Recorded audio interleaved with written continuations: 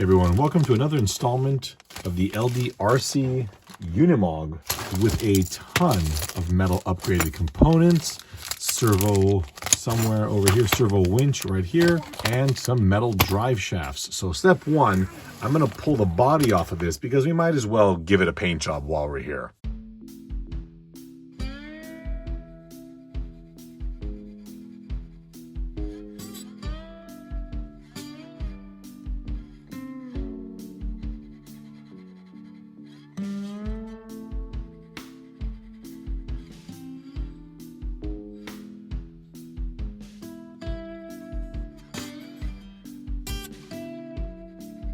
All right, now we've got a pile of plastic for painting. I don't know what color scheme we're going to go with at the moment, but I'll wing it. Put the window away for the time being and turn our focus to the body and all of the upgrades that I have here. I guess we'll start with the simple one. The front bumper is now going to be replaced with this beautifully machined. Let's take a look at this. Okay, so this appears to be a replacement front panel, maybe? It says M2, I don't know. So that will go there. I'll paint the headlight door area in silver, so it looks like a headlight. And then I think the lenses just pop right in over it, just kind of like these are. To remove the bumper, there's a couple of screws back in here. These are self-tapping screws, and it's coming with machine screws. These look like M2.5s. This is aluminum, so you're not going to want to use too much force to put these in, but go ahead and use a little bit of blue thread lock. We also have a front bull bar, which looks really cool. Part of me wants to go paint it black, but then you'll hide the fact that it's aluminum, so I might just leave it alone. This has also got, oh, look at all those little tiny screws. So for the mounts, we'll go to this, which is interesting, right? Because usually a headlight would go there, but not on the Unimog. I don't know what this little bracket here at the rear is. But let me go ahead and put this on first. I'm going to go ahead and start with these cap screws here. This looks like a 1.5. Okay, put a little tiny dab. We don't need very much to hold this in place, just enough to make sure it won't rattle out.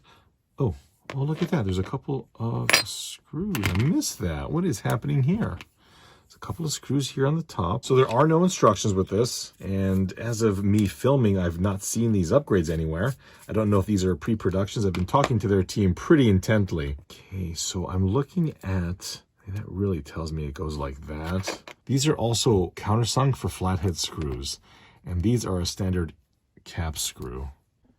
So there's this tiny little M2.5 flathead screw right here. I should probably really need any thread lock on this because where's it going to go? I feel like those little holes are just begging for an M Pro product.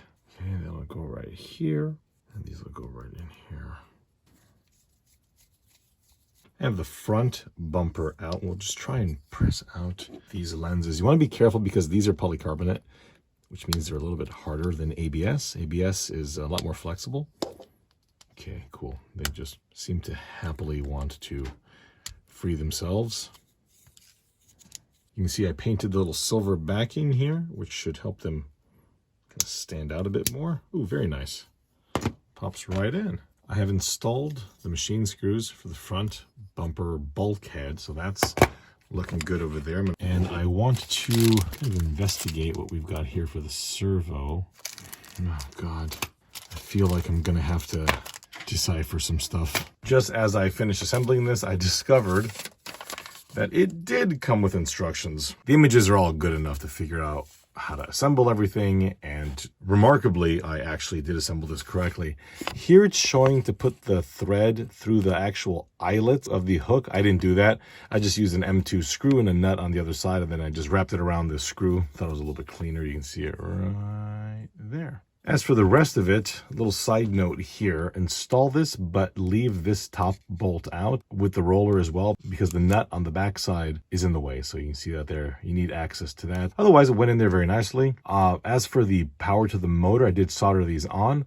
I don't think it really matters which side they're on because this is a DC motor, but there is a little plus sign molded into the case where the red is, so I figured what the heck. Other than that, this is a pretty generic controller, one I've used many times.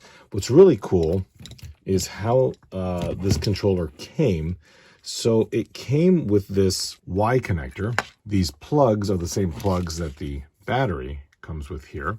So effectively, you just plug in the battery plug to this port, plug the battery in here, and now the winch is directly powered. This means even with the vehicle shut off, the winch is still able to work. So you got to be careful about that. I would, obviously best practice is to unplug the battery.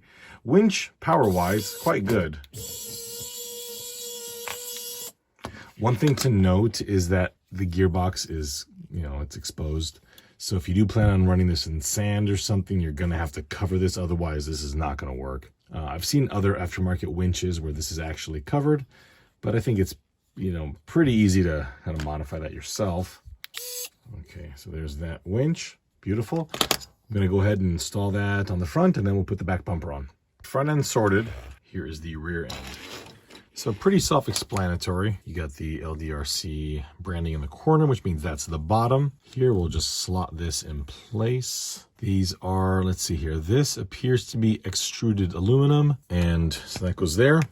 You see that there are 4 of these socket head screws with the lock nuts, so those will go hold that on, and then we'll address these 2 here. So let's put those on real quick. Back bumper assembled. Let's remove these 2 screws here. With those 2 screws out, we're not going to remove anything. We're just going to slot this here at the back. It should kind of line up. The little flanges on the sheet metal should help it center itself. So we'll put that in there. Yeah, it goes right in. You want to make sure you back thread this so that we don't cut new threads, and that just goes right on in. Okay, that's in. Very nice. Pretty easy to retrofit a trailer hitch to this. I guess there's already this one here, but yeah, that's cool. Drive shafts. So these appear to be probably a zinc plated steel, so I wouldn't get these wet. They're quite heavy, so I doubt they're aluminum. Very nice. Very, very nice. Okay, longer is for the rear, shorter for the front, and quite a number of set screws. The drive shaft that comes with the car is actually very, very nice. Okay, so we'll just pull this out here.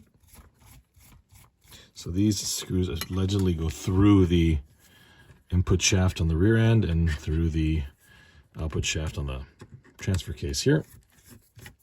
Okay, pull it in, pull that out. I think for these, we're going to align it on the flat on both of these. Okay, so I usually mount the drive shafts in this orientation if this is the transfer case and this is the rear end, simply because I find that it's easier for them to drain with liquid. I've had drive shafts in the past that this whole chamber here is basically a big cup. That's not going to be the case here. I think it's going to work in either orientation. I'm still going to mount it the way that I want because it's mine. There seems like plenty of clearance. Get a bit of thread lock. Line this up. That's all. You don't need to overdo it. Can I have that back? Thank you. One more on the other side. Okay, so this is going to have to line up to, where's the screw hole? The drive shaft is in. Same with the front drive shaft. However, I am kind of concerned about this clearance.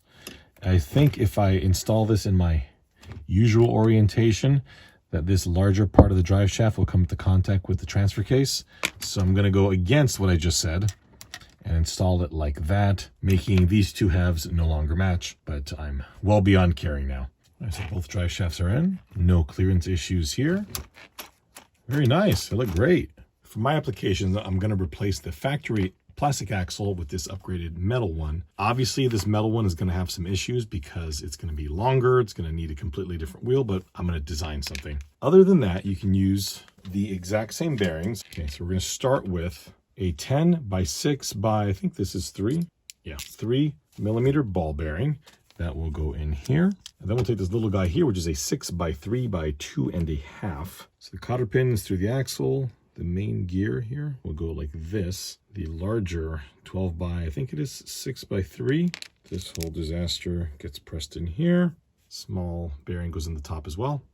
At the front, the portal is the same, but there's a little bit extra. So take that screw out there and the 2 on the rear, one here, one there. You also need to take these out here. Now this is a screw, but effectively it's just a pivot point. There's a brass bushing that helps this front end articulate. Take those both out, and then we can access a couple of additional screws, and then we can access the bearing back here, which is a 12 by 8 by 3.5. So replace that bearing.